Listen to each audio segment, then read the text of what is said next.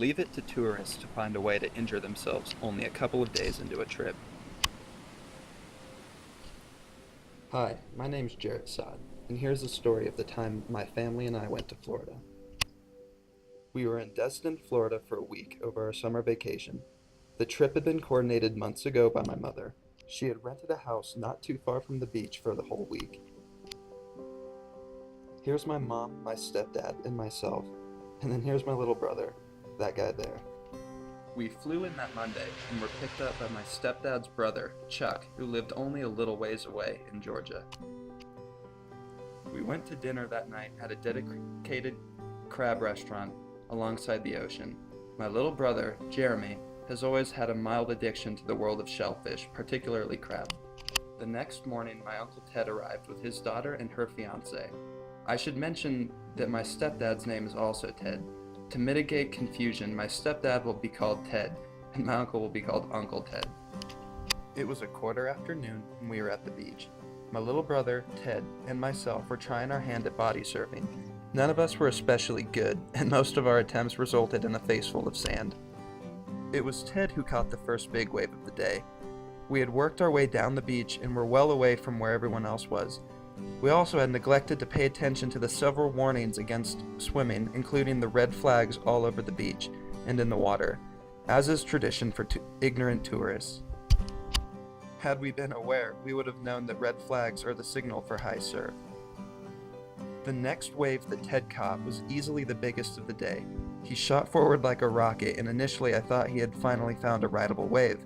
After the wave had passed, I noticed Ted floating face down in the water.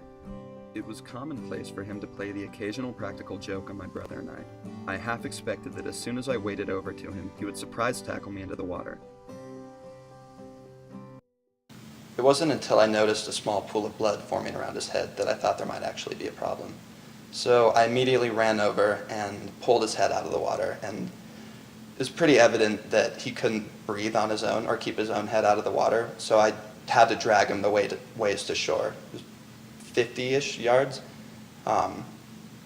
And then by the time we got to shore, my little brother had gotten my mom, and everybody had gathered around. And the entire beach had turned into everyone was focused on what we were doing. The paramedics were called, and by the time they got there, Ted was just laying up on the beach, and he looked okay, but he still couldn't move, and that we were all very worried that he was going to be paralyzed for the rest of his life. Paramedics came, they took him away with my mom to the hospital. We didn't hear much until later on that night when we got a call from my mom saying that he was stable, but he had in fact broken his neck, which we were very surprised the next day when he came back to the house after having broken his neck. And we spent the rest of the trip staying out of the water as much as possible. We just kind of sat on the beach and observed. He was able to move around and walk about the second day out of the hospital, which surprised the hell out of us, but was definitely a good sign.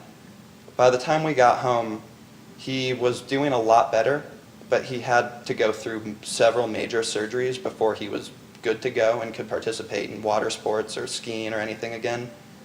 He's good now.